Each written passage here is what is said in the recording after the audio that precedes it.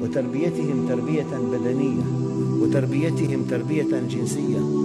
هذا الأب الحامي العالم الرحيم الذي لا يقلقه إلا مصير أبنائه، لا يقلقه إلا سعادته، إلا إيمانه، إلا سموه. Méditons un instant sur la création d'Allah Tabarak wa Ta'ala. Mon frère, ma sœur, imagine qu'un jour tu te retrouves face à un tableau magnifique. Tu t'arrêteras sûrement devant celui-ci, tu l'observeras, tu demanderas qui est-ce qui l'a dessiné. C'est sûr et certain, tu vas te dire qui est-ce qui l'a dessiné, ce magnifique tableau. Et tu t'en souviendras longtemps. S'il en est ainsi des tableaux qu'ont dessiné les êtres humains, qu'en est-il des magnifiques tableaux qu'Allah Tabarak wa Ta'ala a créés et qu'il a disposés partout autour de nous? Pourquoi ne pas s'arrêter et méditer sur ces impressionnants tableaux qu'Allah Tabarak wa Ta'ala a créés? Sachez mes frères et sœurs qu'à tout moment où vous observerez la création d'Allah et que vous méditerez dessus, vous vous rendrez compte qu'à chaque fois vous vous retrouvez face à une chose d'une splendeur inouïe. On se doit de méditer sur tout détail qu'Allah Tabarak wa Ta'ala a créé. À chaque fois que le soleil se lève ou se couche, à chaque fois qu'on voit la lune, à chaque fois que la pluie tombe, à chaque fois qu'on voit les nuages, à chaque fois qu'on se retrouve face à un beau paysage tel que les montagnes, la mer, la verdure, etc. Il faut s'arrêter face à cela et méditer. Et méditer. Regardons chaque détail du corps humain. Nos mains, nos poils, nos yeux, etc. Et méditons. Chaque plante, chaque oiseau, chaque papillon, chaque feuille d'arbre.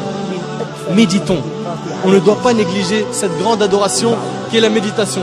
À chaque fois que l'on observe une invention, on peut reconnaître les qualités de son auteur à travers les détails de cette invention. Par exemple, l'inventeur de l'ordinateur était sûrement quelqu'un de très intelligent.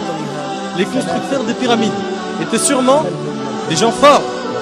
L'auteur d'un joli tableau est sûrement un artiste très doué, etc. Qu'en est-il du créateur de cet univers? La première chose sur laquelle on doit méditer est la création de cet univers parfait par Allah Tabarak wa Ta'ala qu'il a créé à partir du néant. Allah Tabarak wa Ta'ala a dit dans Sourate Al-Baqarah, et médite un petit peu sur ce verset. Allah Azza wa Jalla a dit dans Sourate Al-Baqarah, Sourate 2, verset 117, Badi'us samawati wal ard. Badi'us samawati wal ard, qui signifie il est le créateur des cieux et de la terre à partir du néant. À partir du néant. Allah Azza wa Jal est le seul capable de créer à partir du néant. Il dit à la chose soit et elle devient. Soit et elle devient. Cela signifie que les cieux et la terre sont des chefs-d'œuvre qu'Allah Tabarak wa Ta'ala a créés. Regardez subhanallah. Méditez un peu sur cet univers. Regardez un petit peu. La lune tourne autour d'elle-même et tourne autour de la terre. La terre tourne elle aussi autour d'elle-même et tourne autour du soleil avec la lune. Toutes les autres planètes tournent autour du soleil et tournent aussi autour d'elles-mêmes. Et leurs satellites eux aussi tournent autour d'eux-mêmes. Et tout ce système solaire, comprenant le soleil, la terre, la lune, les planètes, les satellites, les étoiles, etc. Tout cela appartient à notre galaxie qui est la Voie lactée. Subhanallah, c'est quoi cette perfection? C'est quoi cette perfection? La méditation sur la création d'Allah Tabarak wa Ta'ala va donc nous aider à laver nos cœurs. Si tu observes la mer par exemple, combien de gouttes d'eau y a-t-il dans ces mers et ces océans? Comment cela se fait-il qu'il y a certaines mers qui ne se mélangent pas alors qu'elles se rencontrent? Comme dans le détroit de Gibraltar. Comment cela se fait-il qu'elles ne se mélangent pas? Et pourquoi l'eau salée de cette mer qui s'évapore puis qui se transforme en nuage et nous parvient n'est-elle plus salée? L'eau de la pluie. Subhanallah, ça part d'une eau salée et ensuite c'est de l'eau qui n'est plus salée. D'autre part, saviez-vous que si ces mers étaient stagnantes, elles auraient pourri? Tout cela prouve une chose, c'est qu'Allah Azza wa Jal a tout organisé à la perfection. Et puis dans la mer, regardez la variété et l'énorme nombre de créatures sous-marines.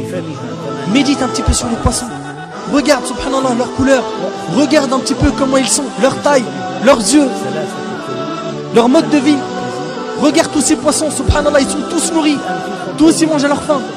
Médite, médite, médite sur les montagnes, le soleil, les animaux.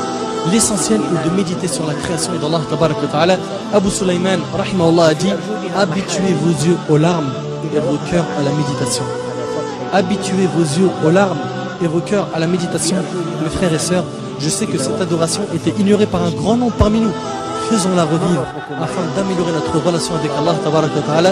Et je termine en demandant à Allah Azza wa Jal de faire de nous des pieux qui réfléchissent et qui méditent sur la création d'Allah Azza wa Jal. هذا ما أعلم والله عز وجل أعلى وأعلم سبحانك اللهم وبحمدك أشهد أن لا إله إلا أنت أستغفرك وأتوب إليك وبارك الله فيكم وجزاكم الله خير والسلام عليكم ورحمة الله وبركاته. من أجل أن تعرف